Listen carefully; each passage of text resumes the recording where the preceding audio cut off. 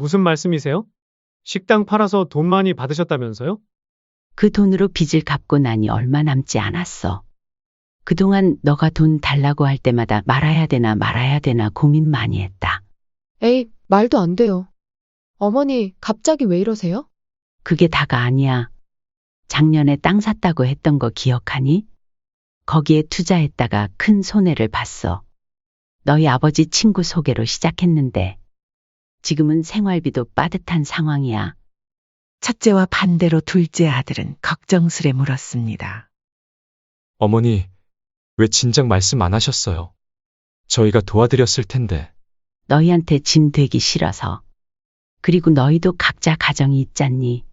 그런 게 어디 있어요. 저희는 가족인데 서운해요. 맞아요, 어머니. 자식들 뒀다가 어딨어요? 이렇게 힘들 때 힘이 되라고 있는 거잖아요. 그때 첫째 아들이 다시 말을 꺼냈습니다. 엄마, 설마 빚 갚아야 돼서 우리한테 준 거 도로 돌려달라는 건 아니죠? 저희는 절대로 못 줍니다. 그렇게 아시고 엄마 사정은 엄마가 알아서 챙기세요. 첫째야, 너 사정 어려웠을 땐 나한테 돈 달라고 그렇게 얘기하더니 이제 와서 내가 어려워지니 칼같이 손절하겠다는 거니? 이번 사연의 주인공은 68세 강혜숙 씨입니다. 경기도 과천의 아파트에서 홀로 지내는 혜숙 씨는 8년 전 남편과 사별한 뒤 홀로 서기를 시작했습니다. 그리고 얼마 전까지 운영하던 작은 식당을 권리금 받고 매각해 노후를 준비했죠. 이제 애들도 다 컸고 평생 일한 것으로 충분해. 식당 처분하고 좀 쉬면서 지내야지. 혜숙 씨는 언제나 그랬듯 두 아들 김경수와 김정수를 위해 아낌없이 베푸는 어머니였습니다. 평생 모은 돈으로 두 아들을 부족함 없이 키웠고 결혼할 때도 첫째 아들에게는 1억 3천만 원을 들여 경기도에 아파트를 마련해 주었죠. 둘째 아들에게도 형평성 있게 지원했습니다. 내가 할 수 있는 한 최대한 해주겠다고 했으니까 내가 한 말은 지켜야지. 그렇게 아들들의 결혼을 순탄하게 치러낸 혜숙 씨는 이제 안정적인 노후를 계획하고 있었습니다. 식당을 팔아 얻은 돈을 안전하게 관리하고 매달 조금씩 연금도 받으니 그럭저럭 지낼 수 있을 거라 생각했죠.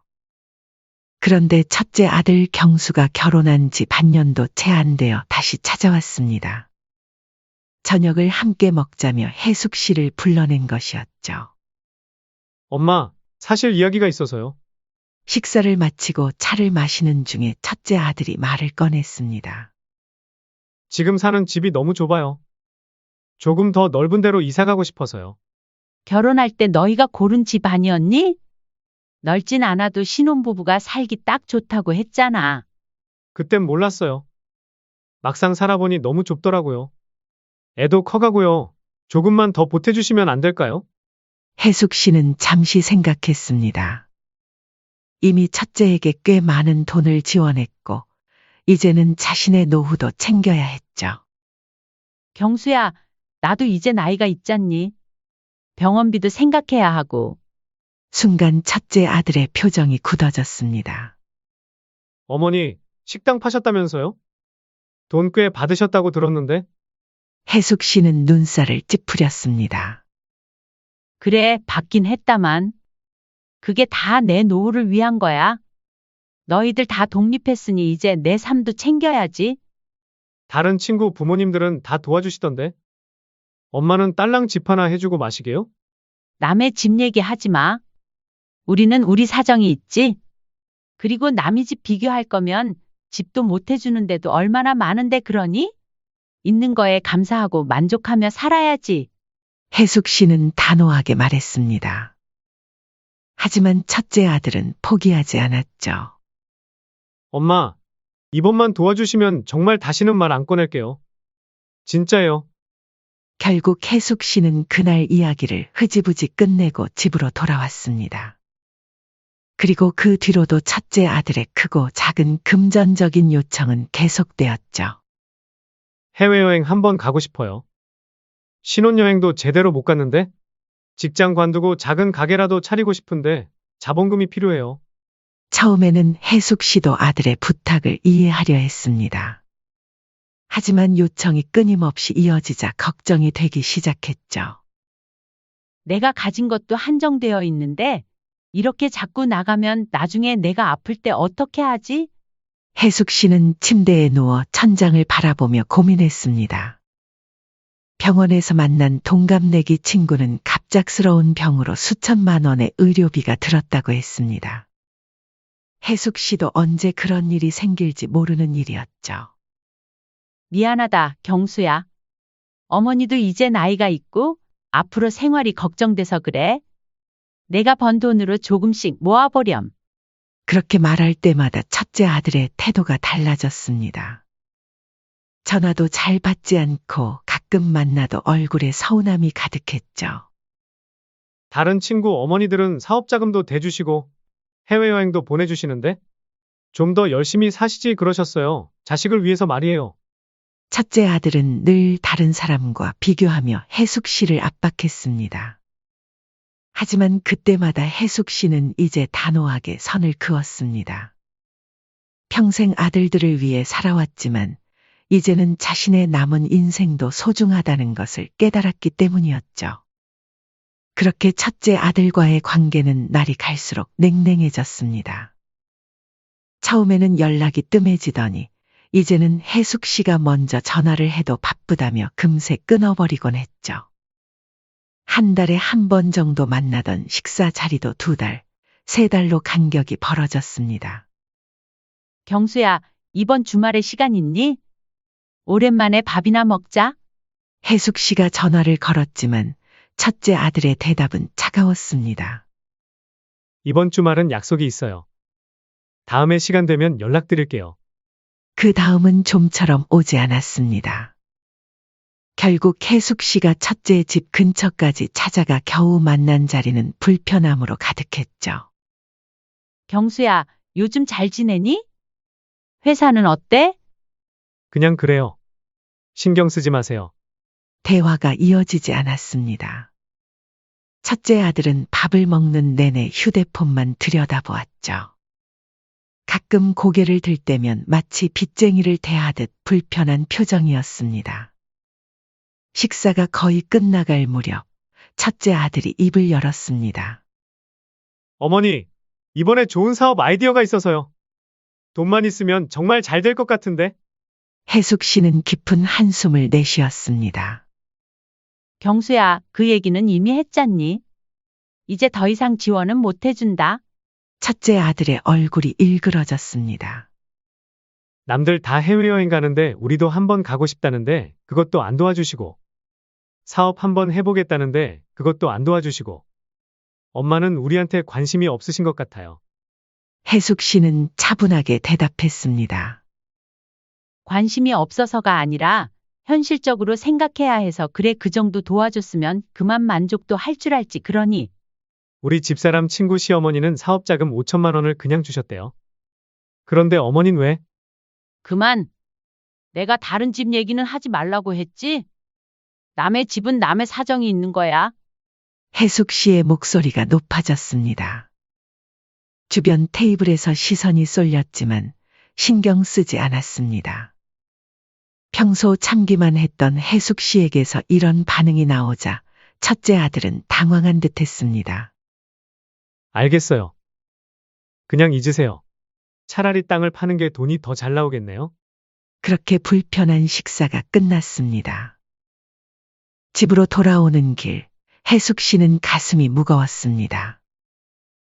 아들을 위해 최선을 다했지만 이제는 서로 마음의 거리가 생겨버린 것 같았죠. 내가 잘못하고 있는 걸까? 하지만 그렇게 자책하는 것도 잠시였습니다. 박신의 어머니는 아들 사업한다고 집까지 다 팔아 쏟아부었다더니 결국 사업은 망하고 이제 병원비도 제대로 못 내신다면서. 친구들에게 들은 혜숙 씨는 이제 확실히 선을 그었습니다. 첫째 아들의 요구에 더 이상 흔들리지 않겠다고 마음먹었죠. 그러자 말다툼이 더 잦아졌습니다. 어머니는 우리 형편은 생각도 안 하시는 거예요? 내가 왜 너희 형편을 생각 안 해? 결혼할 때 많이 해줬잖니. 그걸로 부족하다는 거야? 맨날 첫날 그때 얘기만 하시네요. 그건 그때고, 지금은 지금이잖아요. 이런 상황이 반복되자 혜숙 씨는 정신적으로 많이 지쳤습니다. 밤마다 잠을 설치기 일쑤였고, 심하면 가슴이 두근거리기도 했죠. 이렇게 계속되면 병만 얻겠구나. 고민 끝에 혜숙 씨는 과감한 결정을 내립니다. 둘째 아들 부부까지 함께 불러 대화를 나누기로 한 것이었죠. 정수야, 이번 주말에 경수네랑 같이 저녁 먹자. 어머니가 할 얘기가 있어. 네, 어머니. 무슨 일 있으세요? 와서 얘기하자. 혜숙 씨는 그날 밤 오랜만에 두 아들과 며느리들을 한자리에 모았습니다. 분위기는 어색했습니다. 특히 첫째 아들 부부는 내키지 않는 표정이 역력했죠. 오늘 다들 불러낸 이유가 있어. 식사를 마치고 차를 마시며 혜숙 씨가 입을 열었습니다. 사실 내가 요즘 많이 힘들어. 모두의 시선이 혜숙 씨에게 쏠렸습니다. 첫째 아들은 의아한 표정이었고 둘째 아들은 걱정스러운 얼굴이었죠. 엄마, 무슨 일 있으세요? 불안하게 왜 갑자기 그런 말을 하세요? 둘째 아들이 물었습니다. 혜숙 씨는 잠시 눈을 감았다가 다시 떴습니다. 그리고 준비했던 말을 꺼냈죠. 사실 내가 경제적으로 많이 어려워. 너희들한테 말하고 싶지 않았는데 이제는 더 이상 혼자 감당하기 힘들어서. 첫째 아들의 눈이 커졌습니다. 무슨 말씀이세요? 식당 팔아서 돈 많이 받으셨다면서요? 혜숙 씨는 천천히 고개를 저었습니다. 그 돈으로 빚을 갚고 나니 얼마 남지 않았어. 사실 지금 살고 있는 아파트도 대출 받아서 겨우 유지하고 있는 거야. 그동안 너가 돈 달라고 할 때마다 말아야 되나 말아야 되나 고민 많이 했다. 에이, 말도 안 돼요. 갑자기 왜 이러세요? 첫째 며느리가 의심스러운 눈초리로 물었습니다. 그게 다가 아니야. 작년에 땅 샀다고 했던 거 기억하니? 거기에 투자했다가 큰 손해를 봤어. 너희 아버지 친구 소개로 시작했는데 지금은 생활비도 빠듯한 상황이야. 둘째 아들이 충격받은 표정으로 물었습니다. 어머니, 왜 진작 말씀 안 하셨어요? 저희가 도와드렸을 텐데. 너희한테 짐 되기 싫어서. 그리고 너희도 각자 가정이 있잖니. 그때 둘째 아들이 말을 꺼냈습니다. 그런 게 어디 있어요? 저희는 가족인데 서운해요. 맞아요, 어머니. 자식들 뒀다가 어딨어요? 이렇게 힘들 때 힘이 되라고 있는 거잖아요. 둘째 며느리도 걱정되는 말투로 말을 꺼냈습니다. 방 안에 침묵이 흘렀습니다. 첫째 아들 부부는 서로 눈길을 주고받았고 둘째 아들은 걱정스러운 표정으로 어머니를 바라봤습니다. 엄마, 설마 빚 갚아야 돼서 우리한테 준 거 도로 돌려달라는 건 아니죠? 첫째 아들이 말했습니다. 지금까지 내가 너희에게 해준 건 그대로야. 돌려받자는 게 아니야. 하지만 앞으로는 너희도 나를 더 이상 부양할 여력은 없을 거라는 걸 알아줬으면 해. 너네들도 이제 나이를 먹을 만큼 먹었으니 그만 팔아거라. 혜숙 씨의 목소리가 살짝 떨렸습니다. 거짓말을 하는 것이 쉽지는 않았지만 이 방법밖에 없다고 생각했습니다. 엄마, 그런 사정이 있는 줄 몰랐어요. 저희가 도와드릴게요. 매달 생활비라도 보태드릴. 혜숙 씨는 둘째 아들의 말을 자르며 손을 들었습니다. 아니야, 정수야. 너희 각자 가정이 있는데 그런 부담까지 지울 순 없어. 단지 내 사정이 이렇다는 걸 알아줬으면 해서 말한 거야. 너희도 이제 알 건 알아야 하잖니? 그날 밤 첫째 아들 부부는 일찍 자리를 뜨겠다며 급하게 먼저 일어났고 둘째 아들 부부는 조금 더 남아 혜숙 씨의 손을 잡아주었죠. 어머니, 정말 힘드시면 언제든 말씀하세요. 제가 힘닿는 데까지 도와드릴게요. 고마워. 말이라도 따뜻하게 해줘서 정말 고맙구나, 정수야. 혜숙 씨는 둘째 아들의 진심 어린 말에 마음이 따뜻해졌습니다. 하지만 동시에 죄책감도 느꼈죠. 거짓말을 한 것이 마음에 걸렸지만 이대로 계속 끌려다닐 수는 없다고 생각했습니다. 이제 두고 봐야지. 내 자식들이 어떤 반응을 보일지. 해숙 씨는 그날 밤 오랜만에 편안한 마음으로 잠자리에 들었습니다. 어떤 결과가 나오든 적어도 자신의 선택에는 후회가 없었습니다. 이제 자신의 노후와 행복을 위한 첫걸음을 뗀 것 같았죠. 그렇게 선언을 한 다음 날부터 해숙 씨의 예상은 빗나가지 않았습니다. 첫째 아들 경수는 완전히 연락을 끊었습니다. 단 한 번의 전화도 문자도 오지 않았죠. 해숙 씨가 먼저 연락을 해보려고 해도 전화기가 꺼져 있거나 부재 중 전화만 남을 뿐이었습니다. 경수야, 혹시 시간 되면 연락해 줄래? 무슨 일 있는 건 아니지? 해숙 씨는 한 번, 두 번, 세 번 메시지를 남겼지만 답장은 없었습니다. 어느새 보름이 지나고 해숙 씨는 마음이 무거웠습니다. 자식과 이렇게 소원해지는 것이 처음이었기 때문이죠. 그러던 어느 밤 갑작스레 초인종 소리가 울렸습니다. 시계를 보니 밤 11시가 넘은 시간이었습니다. 해숙 씨는 조심스럽게 현관문 앞으로 다가갔습니다. 누구세요? 어머니, 저예요. 경수. 문을 열자 술 냄새를 풍기며 비틀거리는 첫째 아들이 서 있었습니다. 평소에는 단정하던 모습이 엉망이었죠. 눈은 충혈되어 있고 셔츠는 구겨져 있었습니다. 경수야, 무슨 일이야? 이 시간에? 아들은 아무 말 없이 안으로 들어와 쓰러지듯 소파에 앉았습니다. 해숙 씨는 물 한 잔을 따라 주었습니다. 물 마시고 진정해. 무슨 일 있니? 경수는 물을 단숨에 마시고 해숙 씨를 바라봤습니다. 눈에는 분노와 원망이 가득했죠. 어머니도 별 수 없네요. 무슨 소리야, 갑자기? 아내랑 싸웠어요. 시댁도 별 수 없다고 하더라고요. 어머니가 돈이 없으시니 우리 힘으로 살아야 한다고. 해숙 씨는 가슴이 철렁했습니다. 자신의 거짓말이 첫째 부부의 불화까지 일으킨 것이었습니다. 그래서 내가 뭐라고 했는지 알아요? 아무 말도 못했어요. 부끄럽더라고요. 경수의 목소리가 떨렸습니다. 해숙 씨는 당황스러웠지만 차분하게 대응하려 했습니다. 그래서 여기까지 온 거니?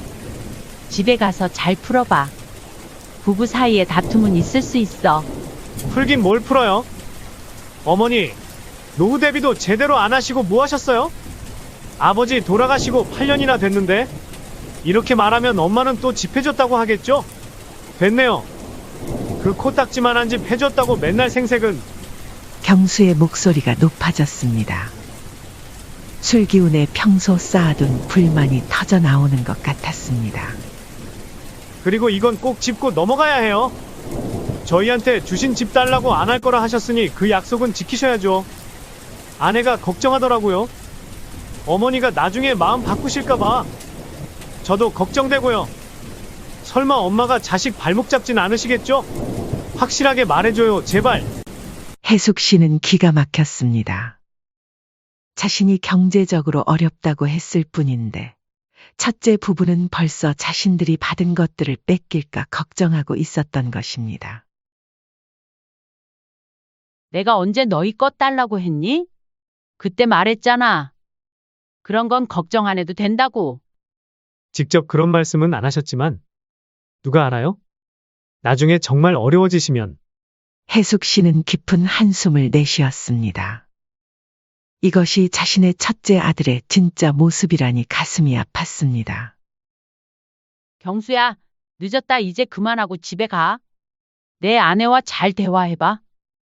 나는 너희 것 달라고 한 적 없고 앞으로도 절대 그럴 일 없을 거야. 지금은 그렇게 말씀하시지만 그만. 내 일은 내가 알아서 할 테니 너는 내 가정이나 잘 챙겨. 해숙 씨의 단호한 태도에 경수는 더 말을 잇지 못했습니다. 그는 비틀거리며 현관으로 향했고 문을 나서면서 한마디를 남겼습니다. 어머니, 우리도 살기 힘들어요. 그냥, 됐어요. 문이 닫히고 혜숙 씨는 그 자리에 한동안 서 있었습니다. 마음은 무거웠지만 동시에 어떤 확신이 생겼습니다. 자신의 거짓말이 비록 의도치 않은 결과를 가져왔지만 첫째 아들의 진짜 모습을 볼 수 있었던 것이죠. 반면 둘째 아들 정수의 반응은 완전히 달랐습니다. 다음 날부터 오히려 더 꾸준히 연락을 해왔고 주말마다 방문하여 혜숙 씨의 상태를 확인했습니다. 어머니, 저 정수예요. 오늘 저녁 같이 드실래요? 제가 맛있는 거 사갈게요. 둘째 부부는 매주 찾아와 혜숙 씨를 외식에 초대했고 때로는 비싼 한우도 사주며 정성껏 챙겼습니다. 어머니, 이럴 때일수록 기운 내셔야죠. 맛있는 거 많이 드세요. 그동안 얼마나 소가리를 혼자서 하셨을까? 한 번은 둘째가 조심스럽게 물었습니다. 엄마, 형님네랑 연락되세요? 혜숙 씨는 고개를 저었습니다. 저번에 술 먹고 찾아온 이후로 연락이 더 안 되는구나? 역시 안 되는구나. 경수 형이 그러더라고요. 엄마 형편이 어려우시니 이제 각자 살아야 한다고. 혜숙 씨는 둘째 며느리의 말에 가슴이 아팠습니다. 자신의 거짓말이 이렇게 자식 사이도 벌려놓은 것이죠. 둘째 아들 부부의 따뜻한 보살핌이 계속될수록 혜숙 씨는 죄책감이 커졌습니다. 이렇게 진심으로 걱정해주는 아들과 며느리에게 거짓말을 하고 있다는 사실이 괴로웠습니다. 이대로는 안 되겠구나. 고민 끝에 혜숙 씨는 큰 결심을 했습니다. 더 이상 거짓말을 계속할 수 없었습니다. 적어도 진심으로 자신을 걱정해주는 둘째 아들에게는 진실을 말해야 했습니다. 다음 날 혜숙 씨는 둘째 아들만 따로 집으로 불렀습니다. 정수야, 할 말이 있다. 둘째 아들은 걱정스러운 표정으로 혜숙 씨를 바라봤습니다. 무슨 일이세요, 어머니? 혹시 건강이? 아니, 건강 문제는 아니야. 사실, 내가 그때 너희에게 거짓말을 했어. 둘째 아들의 눈이 커졌습니다. 거짓말이요? 혜숙 씨는 깊게 숨을 들이쉬고 모든 것을 털어놓았습니다. 사실 경제적으로 어려운 상황은 아니다. 식당 팔아서 받은 돈도 있고 아파트 대출도 없어. 투자 손해본 것도 사실이 아니야. 둘째 아들은 잠시 말을 잇지 못했습니다. 그럼 대체 왜 그런 거짓말을 하신 거예요? 내 형이 계속 돈을 요구하는 게 너무 힘들어서 이대로는 안 되겠다 싶더라. 그래서 이런 방법밖에 없다고 생각했지. 둘째 아들은 한동안 침묵했습니다. 혜숙 씨는 아들이 실망할까봐 조마조마했습니다. 하지만 정수의 반응은 예상 밖이었습니다. 저는 이해해요. 형이 계속 그렇게 요구했다면 엄마도 많이 힘드셨겠네요. 형 성격은 저도 잘 알잖아요. 맨날 돈. 명절에는 찾아오지도 않아서 우리끼리만 보내고 돌잔치 한다고 돈 달라 하고 옆에서 보는데 저도 힘들더라고요. 혜숙 씨는 눈물이 핑 돌았습니다. 정수야, 거짓말해서 미안해. 너희 부부가 이렇게 진심으로 걱정해 주는데? 더는 속일 수가 없더구나. 둘째 아들은 어머니의 손을 꼭 잡았습니다. 괜찮아요, 어머니. 저는 어머니가 건강하시고 행복하셨으면 좋겠어요. 그게 다예요. 혜숙 씨는 결심한 대로 모든 것을 다 말했습니다. 정수야, 그리고 최근에 결정했어. 내 재산은 다 너희에게 물려줄 거야. 이 집도 남은 돈도 다. 그러자 둘째 아들과 며느리가 기겁을 하며 손사래를 쳤습니다. 어머니, 저희 그런 거 필요 없어요. 어머니, 남은 인생 풍요롭게 보내세요. 그게 저희가 바라는 거예요. 혜숙 씨는 놀랐습니다. 정말이니? 너희 집도 있고 아이들 교육비도 들 텐데. 저희는 젊으니까 열심히 벌면 돼요. 어머니가 평생 모으신 거잖아요. 어머니 인생을 위해 쓰세요. 남으면 그냥 기부하세요. 해숙 씨는 둘째 아들의 말에 가슴이 뭉클했습니다. 아들의 진심이 느껴졌습니다. 정수야, 고마워. 나는 정말 행복한 사람인 것 같다. 그날 이후 해숙 씨는 마음의 짐을 내려놓은 듯 한결 가벼워졌습니다. 둘째 부부와의 관계는 더욱 돈독해졌고, 이제는 거짓말 없이 진솔한 마음으로 서로를 대할 수 있었습니다. 해숙 씨의 삶은 둘째 아들에게 진실을 털어놓은 후 많은 부분이 달라졌습니다. 마음의 짐을 내려놓으니 얼굴에도 생기가 돌았고, 오랜만에 편안한 웃음을 되찾았죠. 둘째 부부와의 관계는 더욱 깊어졌고, 이제는 거짓말이나 가식 없이 진솔하게 서로를 대할 수 있었습니다. 엄마, 주말에 저희 집에 오세요. 집사람이 엄마 좋아하시는 갈비찜 해드리고 싶대요. 둘째 아들의 초대에 해숙 씨는 기꺼이 응했습니다. 둘째 며느리는 항상 해숙 씨를 정성껏 대했고, 작은 일상까지 챙겨주었습니다. 함께 장을 보러 가기도 하고, 때로는 같이 영화를 보러 가기도 했죠. 그러나 첫째 아들 경수와의 관계는 회복되지 않았습니다. 술에 취해 찾아왔던 그날 이후 명절에도 연락이 오지 않았습니다. 해숙 씨는 마음 한구석이 늘 아팠지만 이제는 현실을 받아들이려고 노력했습니다. 사람은 누구나 선택을 하는 거야. 내 아들이라도 자기 삶의 방향을 스스로 정한 거니까. 어느 날 둘째 아들이 조심스럽게 물었습니다. 엄마, 형한테 연락해 보시는 것 어떨까요? 해숙 씨는 깊은 한숨을 내쉬었습니다. 아니야, 정수야. 어머니가 여러 번 시도해봤지만 너희 형은 연락을 받지 않아. 이제는 그의 선택을 존중하려고 해. 둘째 아들은 어머니의 슬픔을 이해하며 손을 꼭 잡아주었습니다. 그래요, 엄마. 저희가 있잖아요. 저희가 어머니 곁에 항상 있을게요. 해숙 씨는 감사한 마음으로 아들을 바라봤습니다. 하나를 잃었지만 다른 하나가 더 단단하게 곁을 지켜주고 있었습니다.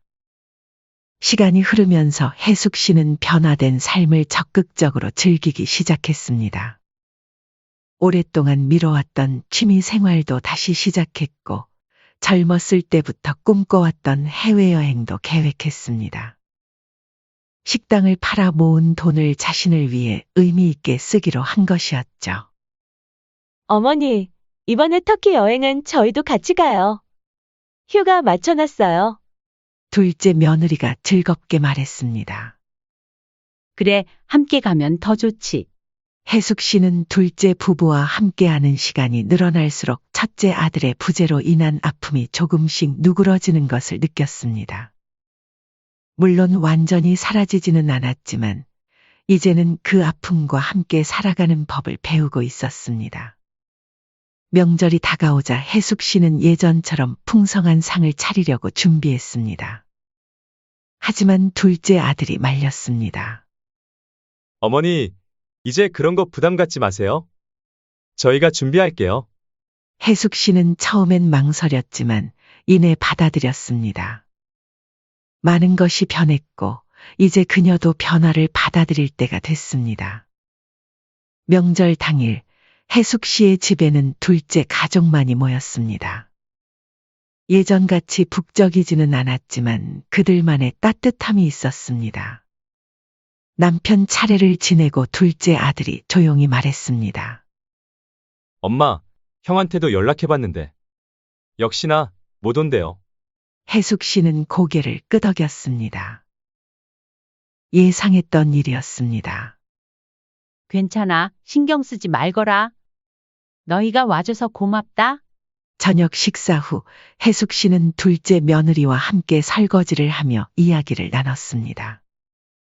어머니, 가끔 아주버님 생각하면 많이 서운하시죠? 해숙 씨는 잠시 손을 멈추고 생각에 잠겼습니다. 물론 서운하지. 하지만 이제는 이해해. 모든 관계에는 대가가 있는 법이야. 어떤 대가요? 어떤 사람은 물질을 원하고 어떤 사람은 진심을 원해. 내가 물질을 줄 수 없게 되자 떠난 사람이 있고 그럼에도 불구하고 남아준 사람이 있지. 둘째 며느리는 어머니의 손을 잡았습니다. 저희는 어머니의 진심만 있으면 돼요. 그날 밤 혜숙 씨는 창가에 서서 별이 빛나는 하늘을 바라봤습니다. 마음속으로 깊은 깨달음을 정리하고 있었습니다. 내 가진 것은 내 행복을 위해 쓰고 사랑은 진짜 내 편인 사람에게만 준다. 그녀는 이제 진정으로 자신의 삶을 살기 시작했습니다. 비록 첫째 아들과의 관계는 단절되었지만 둘째 아들 가족과는 더 깊은 유대를 나누고 있었습니다. 혜숙 씨는 더 이상 자신의 가치를 남에게 내어주지 않기로 했습니다. 68년을 살아온 그녀에게 남은 시간은 무엇보다 소중했으니까요. 그리고 이제야 비로소 그 시간을 온전히 자신을 위해 쓸 수 있다는 것이 얼마나 큰 행복인지 알게 되었습니다. 이것이 강혜숙 씨가 늦게나마 찾은 진정한 자유였습니다. 그리고 그녀가 깨달은 인생의 진리는 명확했습니다. 돈을 기대하는 자식은 등 돌리지만 사랑을 기대하는 자식은 끝까지 남는다.